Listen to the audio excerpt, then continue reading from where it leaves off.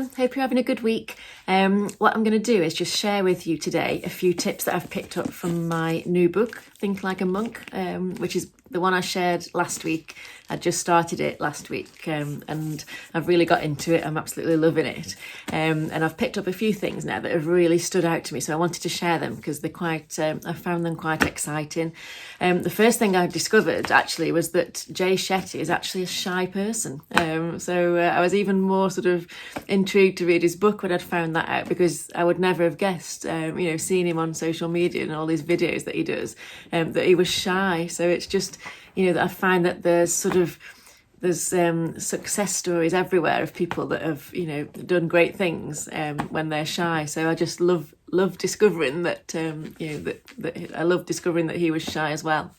So the first thing that stood out to me was a breathing technique. So that he talks about quite a lot of different breathing techniques in the book. And I have been sort of fascinated by breathing techniques in the past, and I've used them and seen the benefits of them. But this particular one is so simple that I just thought I'd share it. And it's used for sort of calming you down and relaxing you when you need to. And it's simply breathing in for 4, the count of 4, holding your breath for the count of 4, and then breathing out for the count of 4. So it's very, very simple to remember. You can do it, anytime during the day, when you're out and about, even, when you're in a queue, when you're sitting in your car, you can just use it to sort of try and calm and relax yourself.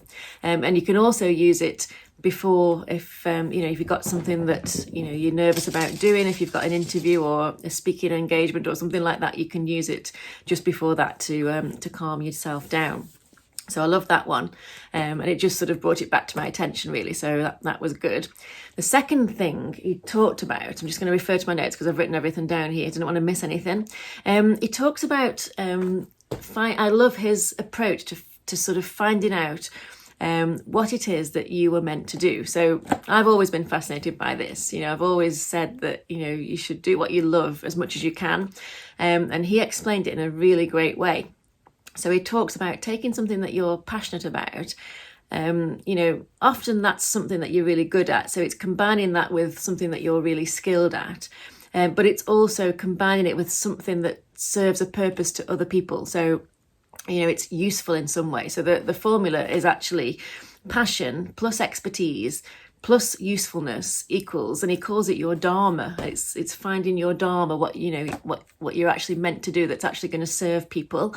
Obviously he goes into it in a lot more detail, but I just loved it because he talks about people that quite often they'll become successful in something, and it is useful, but they actually not enjoyed it. So they've not enjoyed the process, and that's not what it's all about. It's about loving what you do. So it's finding something, that you love to do, that you're good at because you love it, and you're skilled at it, but that it's serving a real purpose to others as well.